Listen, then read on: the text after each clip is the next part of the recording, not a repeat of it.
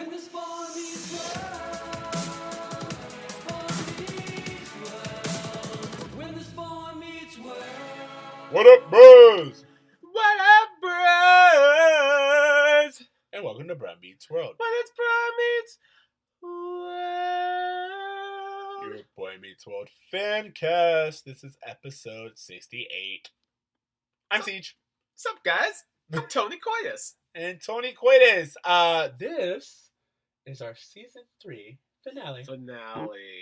Guys, we're here. We've We're had at some the good end of the times. season. And I gotta say, this episode is interesting. It's not one of my favorite finales. I'll say that right off the bat. But they do a lot of interesting things in this episode, and I love a Corey Eric episode. They're rare, but when we get them, they're always interesting. So Well, that's what I love about it. Aptly titled Brother, Brother, this episode really explores Corey and Eric's dynamic, and it's kind of something that has always been unspoken, but they really, really tackle, and I think they handle it in a pretty interesting way. totally. Let's do the Tell Me About It. Tell me about it. Tell me all about the show. Season 3 is ending. One more time before we go. I'm very proud of you. You don't always make it rhyme, so when you do, I want to give you credit. It's the finale, gotta pull out all the stuff. Exactly. This is season 3, episode 22, Brother, Brother. Mhm. Corey dreads his upcoming summer vacation when he realizes that Topanga's going to camp, Sean's traveling with his father, and Eric's leaving for college.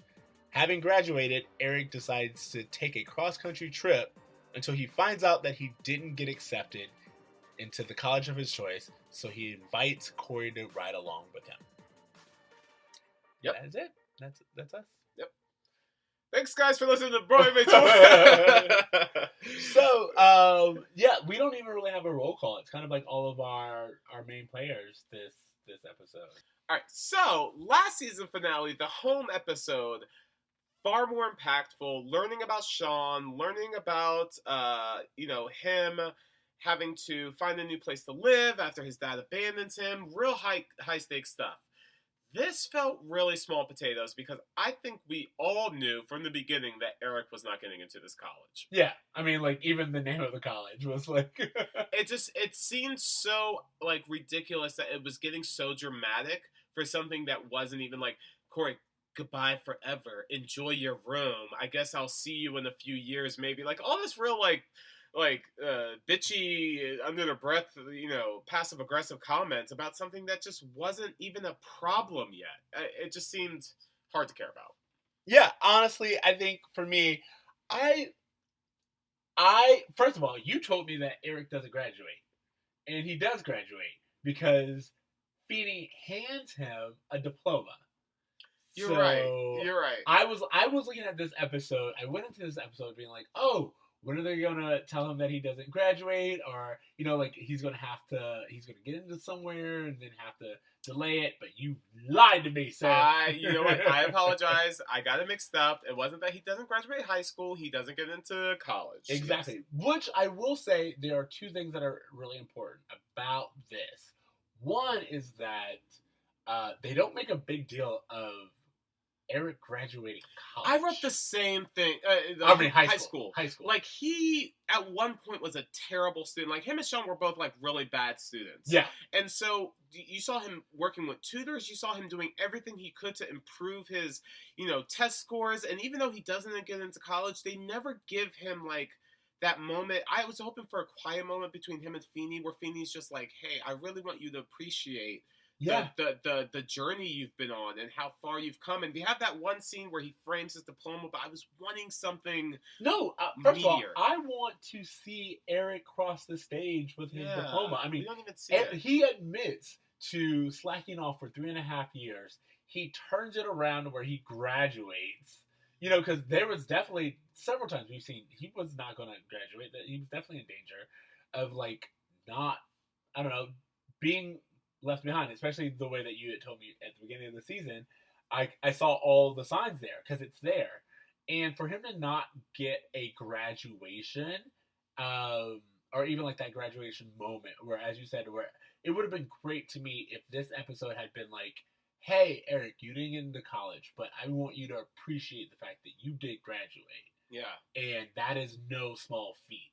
We just kind of steamroll right over that. And we're But just you know like, what? I feel like that's such a true reflection of society. How we steam over high school graduations now. How this whole like if you don't go to college, you ain't shit. Exactly. Which this show That was my part two. perpetuates. That was my part so two. hard. Which is the fact that the big disappointment is that he doesn't get into a college that he's already shown that he didn't really prep for He didn't care about the college. or care for, and then two, we have an entire debt crisis nowadays from people who just went to college because their parents told them to. Yeah. So the idea of perpetrating this and not really expressing the importance of college or the highlight that is a high school graduation. I always think really it's kind of disappointing. irresponsible too for like this show does such a great job of showing us a lower income character like Sean, Yeah. giving us access to a trailer park, these really unconventional sets that we don't typically see on television, maybe like Roseanne or something, but just showcasing a different worldview with through Sean. And I really thought that with Eric, this would have been such a great opportunity for them to talk about like community college or trade schools or like talk about other options that are Absolutely. out there for people like Eric who have a ton of potential, but school just wasn't for them. Absolutely. Forcing a round peg to fit into a square box is, again, like you said, what ultimately led to this, big issue we have with student debt. So I really wish they would have done something different with him. Absolutely. And I mean, yeah, there's nothing else to say other than that.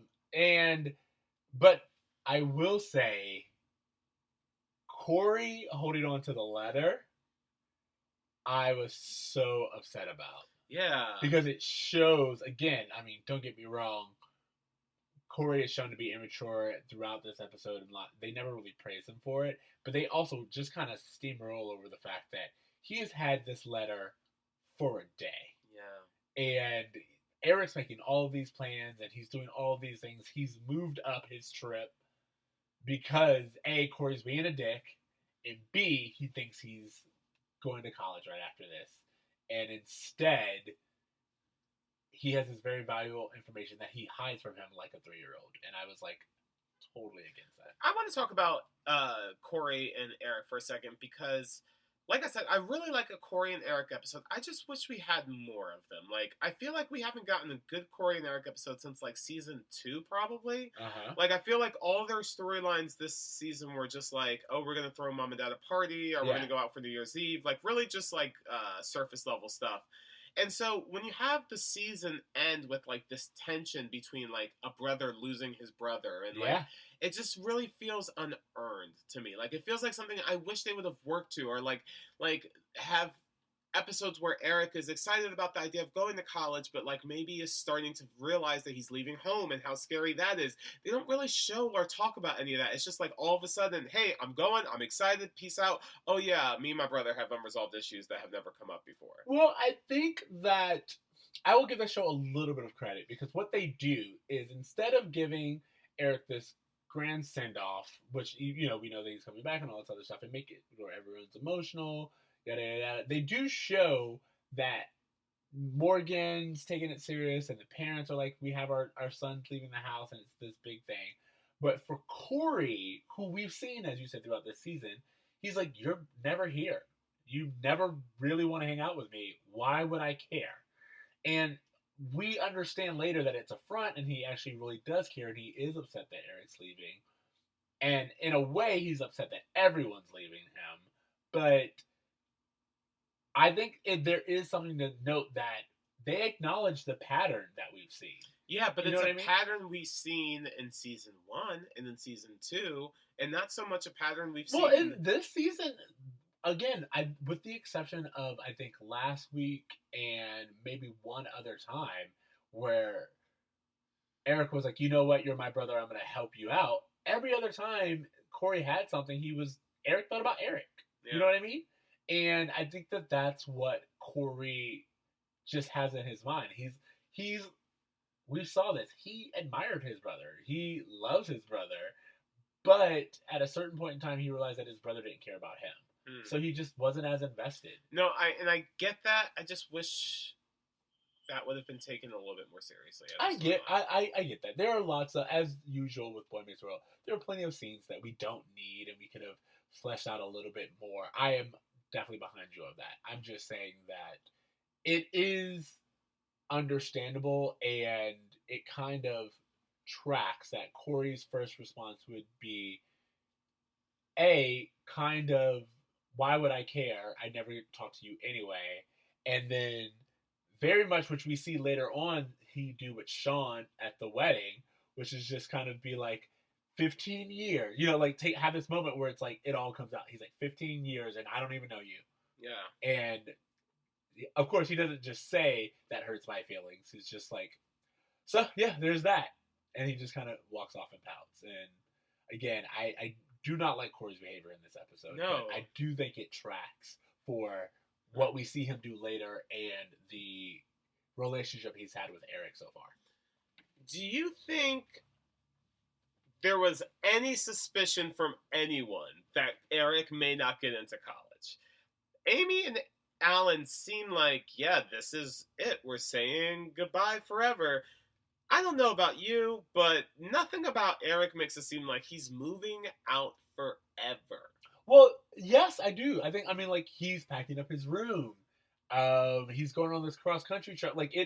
There is an air of, when he gets back from this trip, he's going off. That's kind of like the feeling that I was getting. I don't see why he packed up his room to go on the road trip. Well, this is what I'm saying. It felt like, to me, that he packed up his room so when he got back from the trip, all he had to do was take all of his stuff and go to college. That's what I got from it, which is why it made sense to me. What I don't think makes sense is the fact that he is going on this cross-country road trip. Yeah.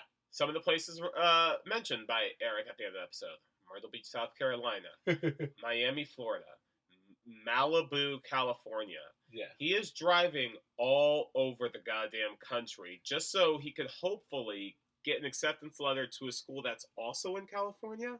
No, so San Diego. What he originally, I feel like it changed, because originally he was just doing a cross country road trip, but at the end of it, when he doesn't get into the college of his choice, the agreement is that he stop by and look at colleges. Not that he'll get accepted, but that he'll stop by and visit other colleges and just kind of see what it's like and see if any catches attention.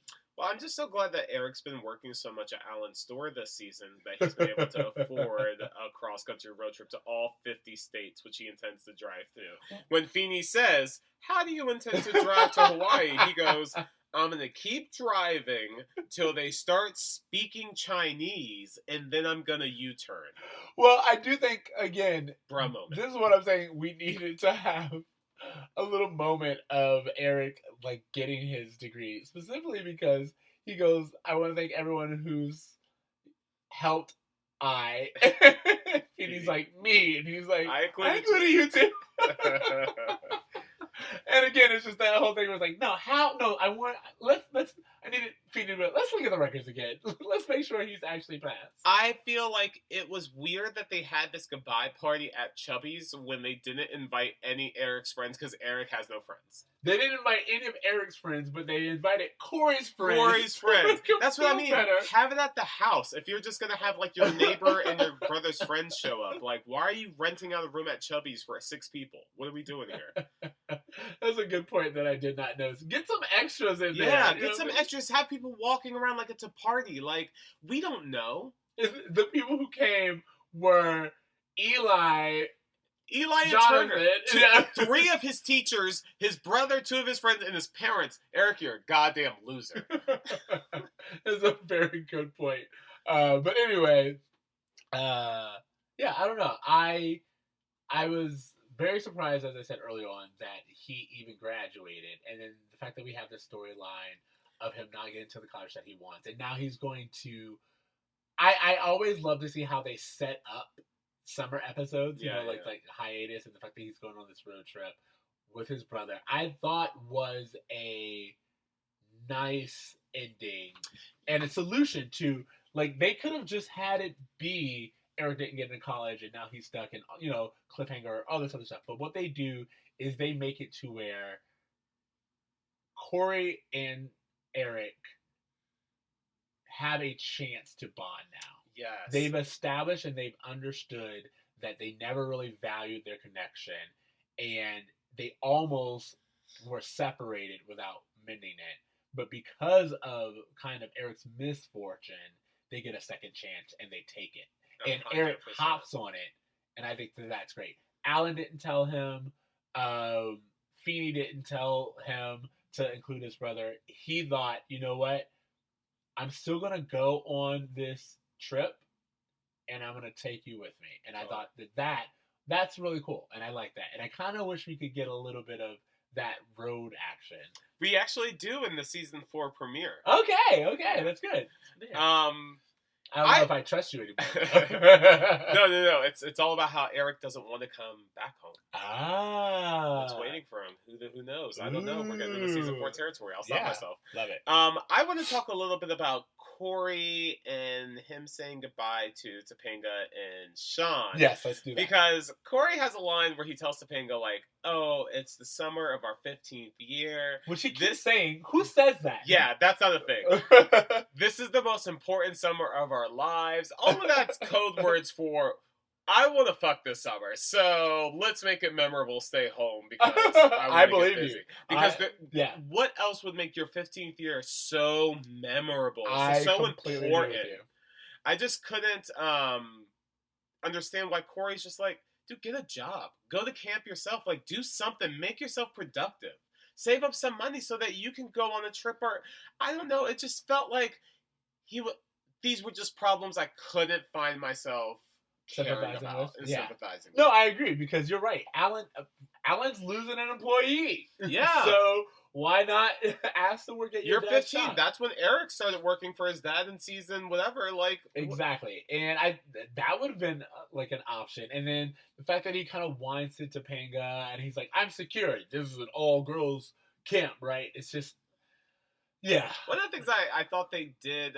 Okay, so they make 2 jokes about this. The first time, which is Sean's house is also a car. Yes. And the first time I was like, ha ha ha. And then the second time I was just like, well, you know what? This is actually reality for a lot of people. So well, I will say that the joke being, Corey says to Sean, I thought you were staying home this summer. And he's like, I am. That's the beauty about having a mobile home. You know, it's just like your home goes wherever you are. And I was like, what's funny is they're not degrading mobile homes. They actually say that that's the perk about it. And then the only other joke that I kind of really saw is that it's kind of cheesy and it has that cheesy horn. But everything else, it seems to be really showing the benefits. And Sean doesn't seem to be having a less fun or interesting I guess summer. you're right, because Sean never is embarrassed or upset by this. He is just very like proud of where he comes from. Absolutely. They don't show it as like a rundown mobile home or anything.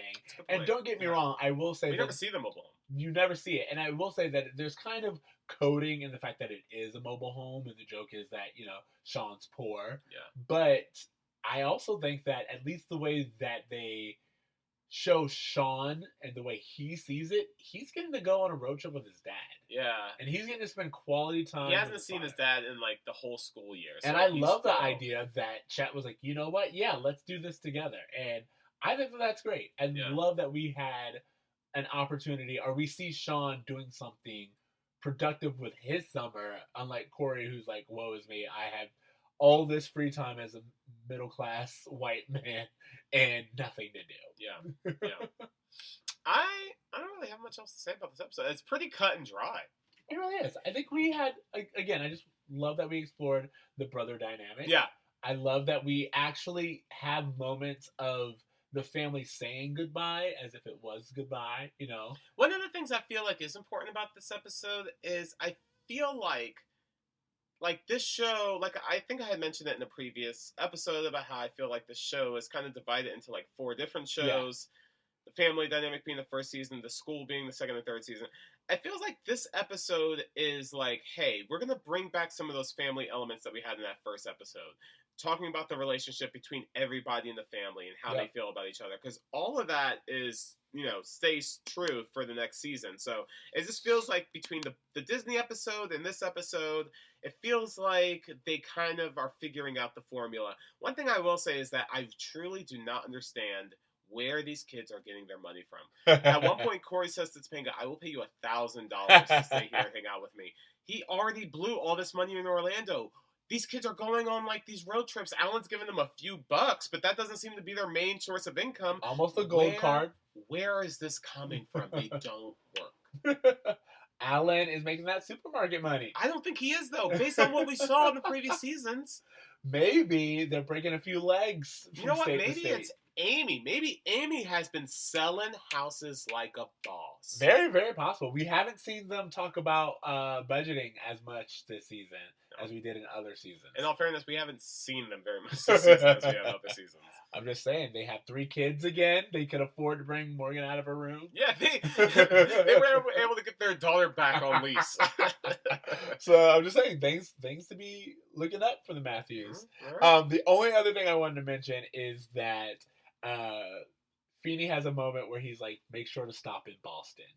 And I remember Feeney plays John Adams.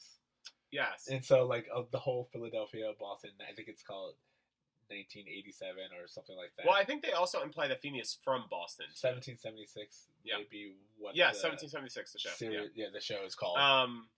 But yeah, he's also, his character allegedly is from Boston, so I think that was one thing as well. I just thought, like, for me, it was like all the allusions to William. What I love is that they were like, "Oh, Dad, can we get some extra money so we can go to DC and check out these museums?"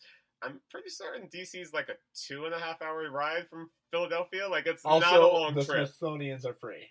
Yeah. So- Like, I'm sure they went on this trip on the field trip because it's not a long drive at all. Absolutely. Anything else? Nope, that's it. Okay. Any lesson that you have? Take advantage of the people in your life while you have them in your life. I Absolutely. think is kind of it. I completely agree. I think that the dynamic between the two brothers and like even that kind of fight that they have, which Yeah. again is like this is Whenever Boy Meets World does a fight, it's not really, there's no swings that happen. They always toss each other. There's always a body slam. That's like a real dramatic thing where no one actually gets hurt, but it looks like a lot has happened. But it's that whole thing where I will say, as much inconsistency as they usually have, it's Corey pushing someone again, and just like that's him starting stuff, and it's like, oh, we're doing this, and the other person's like, you don't want to do this. I don't like. They're like, I understand that you're upset, but you need to chill out. Yeah. And, so I just thought that moment was really important. Yeah, I agree with you. How about a bruh moment? Not really. I don't know that I really have one. The only thing I'm gonna say is again Corey being like, it's an all girls camp, right? It's like, dude, just chill out. Yeah, I don't have anything. This episode, it felt like it was like we need to resolve some storylines and set up the next season, but it didn't seem like it was much beyond that. Absolutely. Not every episode and not every Bruh Meets World episode has to be an hour. Yeah. Okay, homework. Yeah, I have a homework assignment that actually you introduced me to. I would like to encourage everyone to check out Ethan Surpley's Instagram account. Am I saying that name right?